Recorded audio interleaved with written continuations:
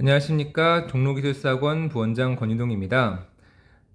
오늘은 126회 기술사 시험날이죠. 그래서 오늘 시험 보고 오신 분들도 굉장히 많으실 텐데, 시험 보신 분들이나 보지 않으신 분들이나 모두 갖고 계신 공통된 목적은, 올해 안에 시험을 합격하고 싶다 이런 생각을 가지고 계실 겁니다. 지금 아직 1월이고 올해 시험이 두 번 더 남았기 때문에 당연히 그런 목표를 갖고 계실 텐데요. 그러기에 이 영상을 만들어 보았고, 어떻게 하면 올해 안에 합격을 할 수 있는지, 그 반대편에 서가지고, 나는 혹시 올해 불합격할 수 있는 그런 성격이나 그런 생각을 가지고 있는지에 대해서 체크리스트를 만들어 봐왔고, 이 영상을 반면교사로 삼아서 합격의 체크리스트로 활용을 하시면 굉장히 유용하실 것 같아서 영상을 만들어 보았습니다. 총 파트는 이제 파트 1에서 파트 5까지 5개 파트로 진행되니까 하나씩 보시도록 하겠습니다. 파트 1이고요. 영상은 끄도록 하겠습니다. 파트 1은 이제 시작이죠. 기술사 공부를 시작하시려는 분들에게 합격을 저해하는 그런 생각과 요인이 무엇인가? 첫 번째, 나는 아직 시험을 본 적이 없다. 이번 시험을 보지 않으신 분들은 단연코 올해 안에 합격이 힘드십니다. 반면에 오늘 시험을 잘 보지 못하고 그냥 적당히 보고 오신 분들이 하더라도 그런 분들은 올해 안에 합격할 확률이 굉장히 높죠. 그만큼 이 시험이라고 하는 것도 경험인 것이고 경험을 해본 자만이 결과를 이루기에 굉장히 적합하다. 너무나 당연하다 볼 수 있겠습니다. 두 번째는 굉장히 이렇게 생각들을 많이 하시는데, 이번 시험은 연습삼 한번 보고, 다음 시험에 내가 합격을 한번 해보겠다, 이렇게 생각을 하시는데, 요거는 어떻게 생각해 주시면 되냐면, 현재 기준에서 4월 시험, 7월 시험이 남았는데, 4월 시험을 연습삼아 보고, 7월 시험에 내가 합격하려고 합니다. 이렇게 말씀을 주시는 분들이 학원에도 굉장히 많으세요. 그런데 여기서 문제는 실제로 그렇게 7월에 합격하신다고 하더라도 4월 시험을 연습 삼아 본다고 하는 개념이 올해 안에 합격을 불가능하게 한다는 겁니다.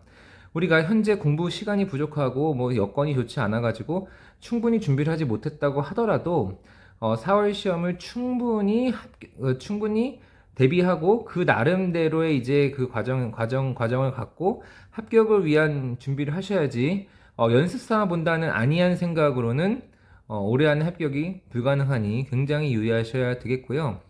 세 번째, 공부를 시작할 여건이 되지 않는다. 이거는 뭐 진짜 상황이 그런데 어떻게 하겠습니까? 그러나 이것은 어떤 것을 경계하기 위함이냐면 본인의 상황이 굉장히 이제 특별하다고 생각하시면서 나 지금 공부하기 너무 힘들어. 내가 지금 뭐 이전 현장에 있을 때만 하더라도 가능했는데 지금은 도저히 시간 안 난다. 이런 생각을 하시면서 어떤 행동을 하시냐? 공부를 조금을 할 수 있는데 조금을 하지 않는 그 핑곗거리를 삼는 분들이 굉장히 많습니다. 그래서 이제 저희 학원에 오시는 분들도 저희 학원은 숙제가 나가기 때문에 숙제를 그냥 그대로 해오시면은 합격을 할 수 있게끔 저희가 해드리는데 그 숙제가 만약에 10이라면은 뭐 시간이 많으신 분들은 10을 다 해오는 게 이제 맞지만 시간이 없는 분들 같은 경우에는 뭐 2개 또는 3개라도 해오시는 것이 사실 맞거든요. 그래서 그 숙제라는 부담감을 드리고 주중에 이제 그 생활하시면서 틈나는 대로 공부를 하시라고 하는 그런 방편으로도 우리가 숙제를 활용할 수 있는 것인데 나 지금 바빠서 이번에는 수업만 들을래 이렇게 생각하시는 분들이 굉장히 많고 지금 현재 시점에서 그런 마음을 가지고 계신다면 7월 시험이 굉장히 합격이 어렵다. 이거 굉장히 유의하셔야 되겠습니다. 네 번째, 최고의 방법을 찾은 뒤에 시작하는 것이 합리적이다라고 생각을 하신 분들도 많으세요. 이것은 정말 시작을 지연시키는 굉장히 나쁜 생각 중에 하나고 사실상 이 문장 자체가 말이 되지 않는 것이 최고의 방법을 시작하지 않으면 찾으실 수가 없습니다. 단연코 합격을 한 분이거나 아니면 적어도 57, 8점 이상 득점을 해보신 분이 이 방법이 좋구나라고서 그 생각을 하는 것이지 우리가 이제 후회를 하지 않고 돌아가지 않으려고 미리 사전에 고민하면서 최고 방법을 찾는다라고 하는 것 자체가 굉장히 좁은 문으로 가시는 길이다. 그래서 누구나 다 기술사 공부를 하면은 굉장히 지난 과거에 대해서 아쉬움이 남아요. 내가 그렇게 그때 안 했으면 참 좋았을 텐데 이렇게 하실 텐데 사실상 그것 또한 과정입니다. 어쩔 수 없는 과정이기 때문에 그것을 받아들이시고 실패하지 않으려는 그 단 한 개라도 실패하지 않으려고 하는 그 마음으로 시작을 지연시키기보다 그냥 공부를 빠르게 시작하시는 것이 올해 합격을 위한 좋은 방법이 되겠습니다. 다섯 번째, 학원 수강전 1회독하고 가야 돈을 아낄 수가 있다. 이건 말이 맞죠? 말이 맞는데 이거는 조금 그 생각을 해보셔야 되는 게 사실 시작이 반이라는 말이 있듯이 굉장히 공부라고 하는 것이 시작하기가 어렵습니다. 그리고 그 공부를 시작하고 그걸 습관 삼아서 내가 시간 날 때마다 공부를 한다는 것은 굉장히 쉽지 않은 일인데 그러면 그 어려운 시작을 학원을 다니면서 시작을 하는 게 나은지 아니면은 돈을 아끼기 위해서 그 전에 예습을 하고 하는 게 나은지 당연히 이제 뭐 이론적으로 따지면 예습을 하고 하는 게 낫지만 이 시작이 안 된다는 거예요. 그 어려운 시작을 집에서 혼자 자생적으로 하실 수 있는 분이면 사실상 학원도 필요 없는 경우가 굉장히 많습니다. 그래서 우리가 이제 뭐 정지 마찰력, 운동 마찰력 이런 것도 있고 우리가 이제 계속 공부를 지속하는 습관을 갖는다고 하는 것이 그 이제 그 동적인 관성을 가지려고 하는 거 아닙니까? 그래서 그 동적인 관성을 가지려고 초창기에 큰 충격이 필요한데 보통 그 큰 충격을 뭐 각오, 다짐 이런 것으로도 가능하지만 학원에 큰 돈을 지불하면서 시작하시는 경우도 굉장히 많아요. 그래서 이거는 뭐 학원을 꼭 다니기 전에 해라 마라 이게 아니고 그만큼 시작이 어려운 것이니 그 시작은 어떤 그 본질적인 내용, 본질적인 방법뿐 아니고 뭐 돈을 지불하거나 아니면은 누군가한테 핀잔을 듣거나 뭐 이런 외부 요인으로부터 시작을 하는 것도 성인이 되고 굉장히 바쁜 우리들 입장에서는 뭐 효과적인 방법이다. 그래서 시작과 관련된 리스트들을 한번 보았고요. 두 번째 공부 시간입니다. 공부 시간과 관련된 불합격 요인의 체크리스트는 무엇이 있냐면 첫 번째 공부 시간이 하루 3시간 미만이다. 회사가 바쁘면 공부를 못 하시죠? 근데 그 기준을 하루 3시간을 잡으시면 좋을 것 같아요. 그래서 아직 그 기숙사 공부를 본격적으로 시작하시기 전 분들 같은 경우는 본인의 경력이 어떻다, 본인의 이제 뭐 그 지금 그 직책이 어떻다 이런 생각을 하지 마시고 그냥 내가 지금 시간이 3시간 이상 난다. 그리고 기숙사 따고 싶다. 그럼 시작하셔도 되시고 본인이 아무리 따고 싶어도 지금 시간이 3시간 미만밖에 안 난다. 그러면은 좀 미루셨다가 시작하시는 것이 굉장히 합리적인 방법입니다. 두 번째, 아이가 어리신 분들은 이 지금 공부하기 굉장히 힘들죠. 제가 지금 여기 적어놓은 0세부터 3세라고 하면 뭐 임신 때부터 이제 기저귀 뗄 나이까지를 이제 보통 제가 적었는데 사실 이거는 너무나 케이스 바이 케이스고 이제 사람마다 너무나 다른데 어쨌든 육아라고 하는 것은 희생이 필요하기 때문에 그 희생에 이 기숙사 공부하는 당사자가 동참을 해야 된다면 단연코 미루는 것이 맞다. 그래서 제가 이제 굉장히 겪어봐서 잘 아는데 공부가 안 됩니다. 그 공부가 안 되니까 괜히 이제 피곤하게 걸쳐있지 마시고 그냥 아이에 집중하시고 그리고 아이의 예쁜 모습도 다 보시고 그 후에 다시 또 시간 내서 집중해서 공부를 하시는 것이 나을 것 같습니다. 세 번째는 이제 체력인데요. 제가 말씀드리고 싶은 것은 기숙사는 어떤 그 지적인 활동이라고도 볼 수 있지만 육체적인 운동과도 같다고 하는 것을 꼭 기억하시기 바랍니다. 기숙사를 이제 나중에 공부하시다 보면 모의고사라고 하는 것을 하게 되는데 모의고사는 체력이 기본 바탕이 돼야 되거든요. 그래서 체력이 있는 분들이 단연코 유리합니다. 우리가 이제 뭐 운동에서 뭐 예를 들어서 농구, 축구다 그러면 체력이 좋고 체격이 좋은 사람들이 유리하다는 것을 받아들이듯이 기술사도 체력이 좋은 분이 유리하다.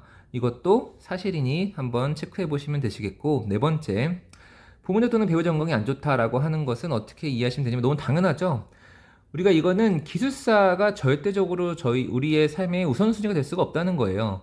아무리 기술사를 따야지 내가 뭐 이 회사 생활을 지속할 수 있고 또 도움이 된다 하더라도 뭐 건강이 안 좋거나 본인이 아니면은 뭐 특히 배우자 또는 이제 부모님이 건강이 안 좋으면은 죽었다 깨어났다 할 수가 없습니다. 그래서 상황을 잘 보시고 불가능한 거는 하지 않으시는 게 좋겠습니다. 다섯 번째, 내가 공부를 하긴 할 건데 술과 운동은 내가 평생 하고 살았는데 이거는 못 줄인다. 이거는 안 됩니다. 우리가 업무 시간을 줄여가지고 공부를 할 수는 없잖아요. 그쵸? 우리가 줄일 시간이 이제 그 음주 시간, 그리고 운동 시간을 줄이셔야 됩니다. 그래도 본인이 이제 기필코 내가 그 음주를 해야 되고 운동을 해야 된다. 내가 뭐 주말에 이제 축구하고 골프 쳐야 된다 하시는 분들은 그냥 아예 하지 마시고 기숙사 공부를 빡세게 해서 단시간 합격을 하고 그리고 나서 자유롭게 음주와 운동 시간을 가지시겠다고 목표를 삼으시는 게 굉장히 현명하신 방법이니까 그냥 하지 마시면 좋겠습니다. 세 번째 이제 공부 방향입니다. 공부 방향에 대한 체크리스트를 보자면 첫 번째, 이놈의 공부 방향 아직도 모르겠다는 거예요. 그래서 막 여기저기 막 글 남기고 카페 활동하시고 뭐 유튜브 찾아보고 이렇게 뒤 영상도 보시고 하시겠죠. 근데 이런 분들이 두 가지 부류가 있는데 첫 번째는 내가 공부를 열심히 해가지고 죽어라 했는데 그 점수가 50, 한 7, 8점 정도밖에 안 나온다는 거예요. 그래서 진짜 공부 방향 모르겠어서 궁금해하는 분들이 있고 아니면 공부를 시작하지 않고 그냥 공부 방향 궁금해하는 분들이 계세요. 당연히 후자의 분들은 그냥 공부를 시작하시면 되시고 전자인 분들은 그 가까운 이제 학원이나 뭐 가까운 곳에 계시는 기숙사 선배들한테 본인이 이제 작성했던 서브노트나 시험 답안을 들고 가서 진단을 받아보시는 것이 훨씬 유용합니다. 그러니까 1대1로 진단을 받으셔야 되시는 거세요. 그런 분들은. 두 번째, 일반적인 길은 뻔하니까 지름길을 원한다. 이게 지금 문장으로 이렇게 써놓고 보니까 당연히 여기 동조하실 분이 이제 없으실 것 같은데 굉장히 많습니다. 특히 어떤 분들이 많냐면 그 왕년에 이제 학원 한번 다녀본 분들이 그래요. 그래서 이제 학원 내가 다녀봤는데 정규반 모의고사반 어떻게 하는지 아는데 그렇게 해가지고는 이제 안 되고 더 뭔가 있다. 더 다른 길이 있다. 그래서 자꾸 다른 방법을 찾으시는데 사실 이 문장도 사실 이게 뭐 이 말이야 맞지만 공부를 해보신 분들은 사실 이런 고민을 안 하세요. 왜냐? 그냥 일반적인 길을 따라가도 58, 9점 나오거든요. 그러면 그 길은 뻔한 길이지만 효과가 있는 길이죠. 그렇기 때문에 이제 그 58, 9점까지 이제 순탄하게 올라오신 분들은 이런 고민을 하지 않는데 그냥 요령이 앞서서 공부를 하지 않는 그 요령이 앞서고 공부를 하지 않아서 좀 따로 노시는 분들 이 이론이 그 실력보다 더 앞서는 분들은 이렇게 생각을 하시는 분들이 많습니다. 굉장히 유의하셔야 되는 부분이고요. 세 번째, 학원보다 주변 지인들을 신뢰할 수 있죠. 당연하죠. 왜냐면 학원은 내가 모르는 사람들이고 지인은 내가 아는 사람이니까. 그러나 학원과 지인과의 차이점은 이 합격하는 분들 그리고 수험생에 대한 분들, 그러니까 합격과 실패에 대한 데이터가 지속적으로 쌓인다는 것이 차이점입니다.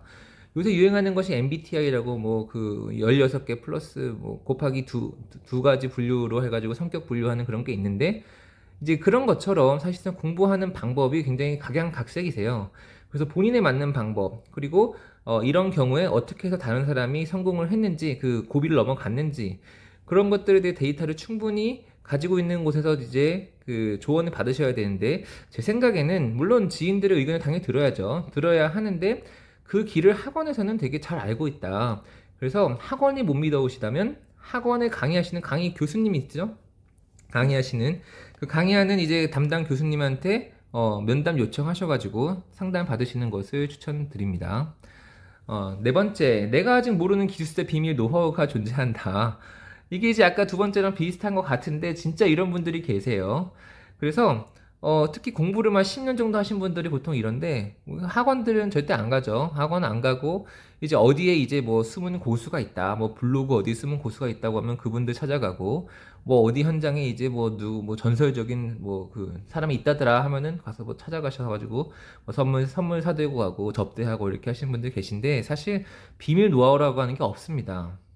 왜냐 비밀 노하우라고 하시면 이 비밀 노하우를 알기만 하면 점수가 내가 뭐 55점인데 뭐 5, 6점 올라가지고 60점, 61점 합격한다고 하는 그런 노하우를 원하시는 거예요, 이런 분들은.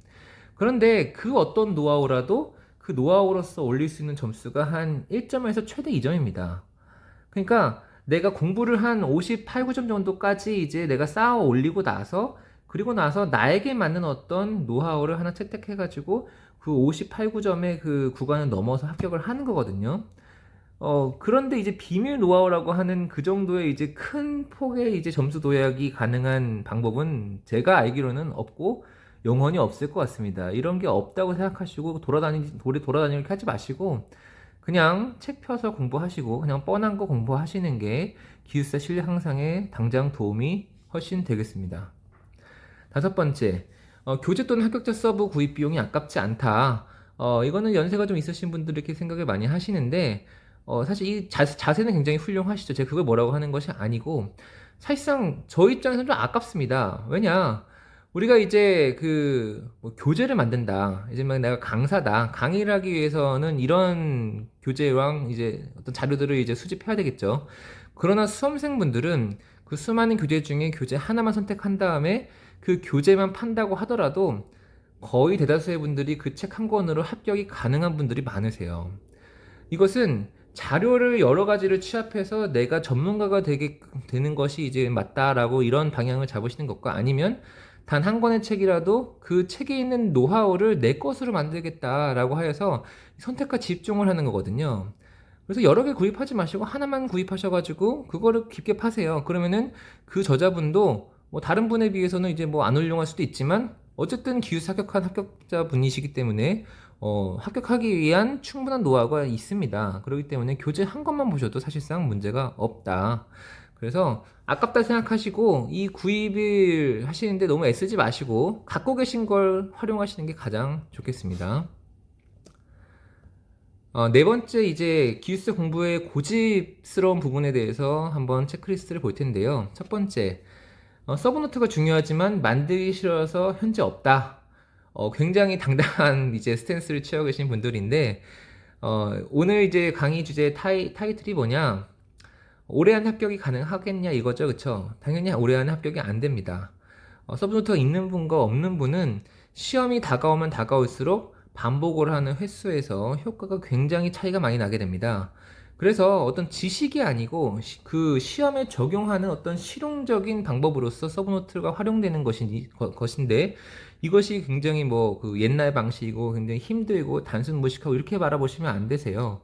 그래서 이걸 너무 당당하게 얘기하지 마시고, 중요하니까 만들려고 하는 거고, 우리가 중요하니까 이 얘기가 계속 도는 거고 반복이 되는 겁니다. 그래서 일단 시작을 하시는 게 좋겠다. 두 번째, 합격자 서브노트만 암기하면 합격한다. 요거는 약간 이 앞뒤가 바뀐 얘기다 이렇게 볼 수 있겠는데, 합격자 서브노트가 좋죠. 좋은데, 이 합격자 서브노트라는 말 자체가 합격자가 이 서브노트를 만들어 가면서 그 과정에 들인 시간과 어떤 자료의 이제 분류나 이런 부분들에서 실력이 생긴 거예요. 그리고 그 실력이 생긴 결과물로 서브노트를 만드는 그 차수에 합격이 된 거죠. 그쵸? 그러니 사실 합격자가 그 서브노트를 자랑스럽게 생각하는 것도 맞고, 그것을 다른 사람에게 추천하고 싶은 것도 맞는데, 그것이 실상 큰 도움이 되냐? 그러면 그러지 않습니다. 왜냐?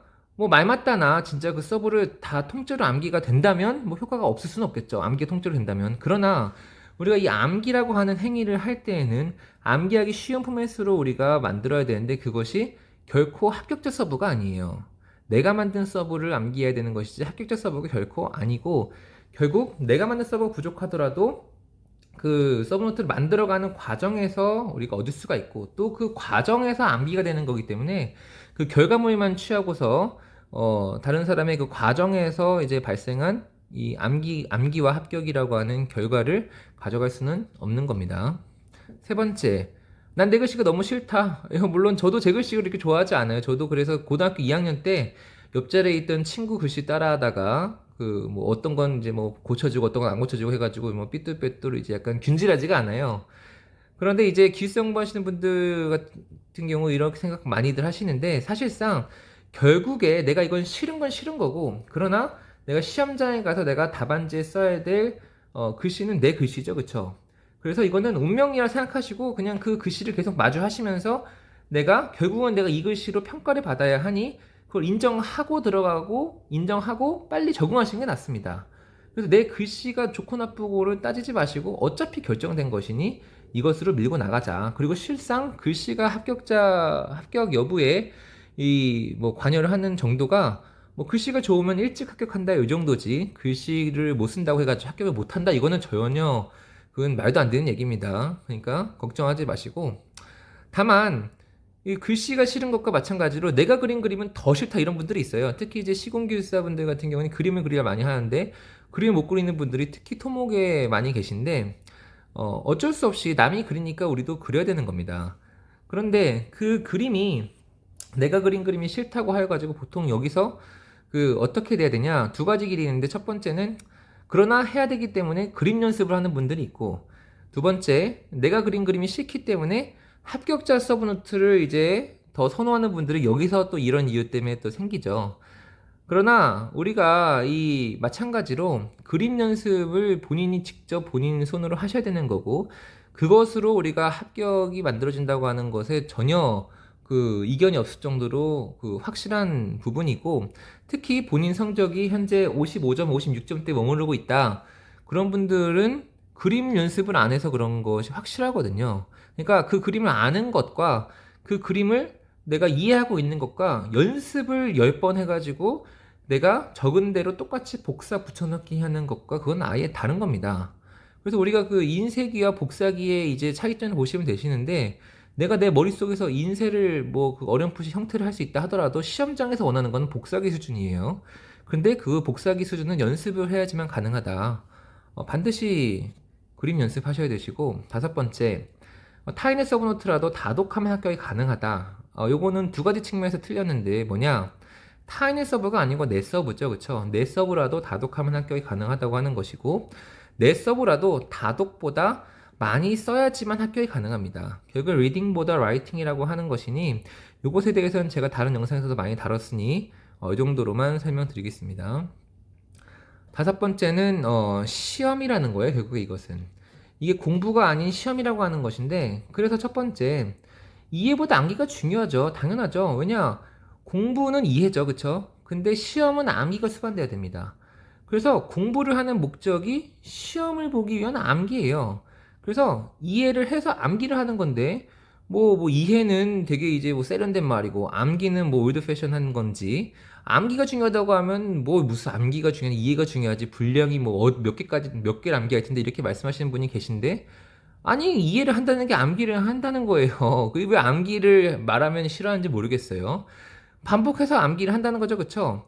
근데 이해를 중요시하는 사람과 암기를 중요시하는 것의 차이점은 뭐냐? 이해는 공부를 하다가 적당히만 하게끔 하는 어떻게 보면 원인이 되고 암기는 내가 공부를 이 어려워서 잘 이제 접근하지 못한다 하더라도 암기를 해버리면 되는 거기 때문에 결국에 어떤 결국 우리가 시험에서 원하는 그 목표치까지 가게끔 하는 그 근거가 돼요. 그래서 이해를 목표로 공부하시면 뭐 이해야 뭐 사실 이해하기 뭐가 어려운 게 뭐가 있어요. 뭐 금방금방 되는데. 근데 이해만 하다가는 기숙사 합격 뭐 5년이 가도 못합니다. 암기를 하셔야 됩니다. 암기가 중요한 거예요. 두 번째, 계획표에 반복해도 일정뿐이다. 이건 뭐냐면 내가 뭐 요번 달에 책 한 번 보고 다음 달에는 두 번 보고 시험 보기 전 달에는 뭐 3일에 한 번씩 보겠다. 이제 이런 계획을 짜시는 건데 이게 나쁘다기보다 이제 아까 마찬가지로 공부가 중요한 게 아니고 시험이 중요하기 때문에 한 번 공부를 하셨다면은 그 다음번 반복하기 전에 모의고사를 보셔야 되세요. 모의고사. 그래서 내가 공부를 이제 1회독 했는데 내 머릿속에 얼마나 남아있는지 안 보고 한번 써보는 시간을 가지셔야 되는데 그 시험 시간이 없이 시험 준비를 한다는 것 자체가 말이 되지 않습니다. 그래서 우리 공부보다 시험이 훨씬 중요하다. 세 번째, 난 스카이 출신이다. 공부 잘한다. 이것도 마찬가지죠, 그쵸? 기숙사는 그 서술형 서술형 그 논술형 서술 시험이에요, 그쵸? 그렇기 때문에 뭔가 이 그 사지선다 그리고 대학교 시험에 가깝지 않고 논술에 가깝습니다, 논술. 그래서 본인이 이 주제에 대해서 이런 문제점에 대해서 이런 시사성 있는 이제 사항에 대해서 어떤 의견을 가지고 있는지 피력하는 거예요. 피력하는 거예요. 그래서 어떤 기능적인 기능공의 이제 자질을 요구하는 것이 아니고 어떤 관리자로서 기술자로서의 이제 어떤 소양이 있는지를 보는 게 기술사 시험이기 때문에 공부 이외에 플러스 알파가 있어야 되는 것이고 그것이 무엇이냐? 그것이 해결 능력이라 볼 수도 있고 이 시험을 보는 능력이라 볼 수 있겠습니다. 그래서 공부만 해야 되는 것이 아니고 시험을 이제 준비해야 되는데 특히 이 스카이 출신 공부 잘하시는 분들은 그 시험 보는 요령에 대한 이제 수업을 들으시면 정말 도움이 많이 되고 저희 학원에 특강이라는 수업으로 이제 구현이 되어 있으니 반드시 제가 사실 학원 그 수강하라고 대놓고 잘 얘기 안 하는데 스카이 출신 분들은 저희 학원 특강을 반드시 들으시길 추천드립니다. 정말 정말 이건 그 중요한 부분이라고 생각합니다. 네 번째, 시험 문제를 3일 전에 할 수 있다면 난 합격이다.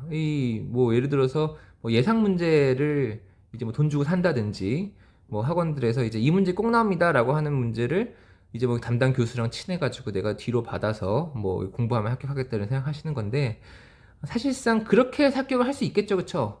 근데 그 합격한 분들한테 시간이 지나고 나서 만약에 물어볼 수 있는 기회가 생긴다고 한다면, 그분이 합격한 그 가장 큰 이유가 그 예상 문제 때문이 결코 아닙니다. 결코 아닙니다. 만약에 시험 문제 몇 문제가 아니고 시험지 자체 100%를 이제 뭐 유출되어 가지고 만약에 볼 수 있다. 그러면 이제 뭐 의미가 있는 일이겠죠. 그러나 몇 문제 가지고 전체 시험 합격을 당락을 우리가 좌지우지할 수 없는 게 기숙사 시험이고, 기본적으로 내가 합격할 실력이 이미 있는 상태에서 시험일 당일에 발생할 수 있는 어떤 불안 요소를 제거하기 위해서 뭔가 몇 문제를 알면 좋다는 것이지, 이 예상 문제를 미리 아는 것과 합격과는 사실 전혀 상관이 없습니다. 합격하는 분들은, 예상 문제를 받아 합격하는 분들은 이미 합격할 실력이 올라와 있었다, 이렇게 보시는 것이 굉장히 합리적인 생각이라 보시면 될 것 같습니다. 다섯 번째, 용어 목차가 머릿속에 떠올라 합격한다. 만약에 이 말이 이제 성립이 가능하고 용어 목차가 곧 이제 합격이다라고 하는 어떤 인과관계로서 화살표를 지어주려고 한다면, 기숙사는 단기간 합격이 불가능하다라고 하는 말에도 동의를 하셔야 되세요. 두 개는 같은 말입니다. 그래서 이 용어 목차가 머릿속에 떠오르면 좋죠. 멋있죠, 그쵸? 그런데 이 상황에 도달하지 않더라도 합격을 할 수가 있어요. 이거는 그 수많은 합격자들이 얘기를 하는 이제 부분이고, 그냥 찾아보시면 되세요. 그쵸? 용어 목차가 머릿속에 떠오르면 당연히 합격이나 그렇게 가기 전에도 합격할 수가 있다. 우리가 어떤 일을 할 때 처음부터 끝까지 완벽하게 통달한 분들을 달인이라고 하는데, 기숙사는 달인을 뽑는 시험이 아니에요. 그러면 왜 60점 기준으로 컷을 합니까? 그냥 90점 기준으로 하는 거 아니면 1등부터 10등까지 뽑지. 그 기숙사 시험 자체가 이것을 요구하는 게 아니고, 보통 뭐 강사나 이제 뭐 이것을 이제 연구하거나 이제 이것을 몰입해가지고 이것을 뭐 통달하려고 하는 뭐 그런 목적 있는 분한테는 이제 이게 맞는 말이지만, 아니 수험자들한테 요구되는 필수 사항은 전혀 아니다. 이렇게 생각을 가지시면은 굉장히 그 길을 돌아서 가게 되는 거니까 유의하실 필요가 있겠습니다.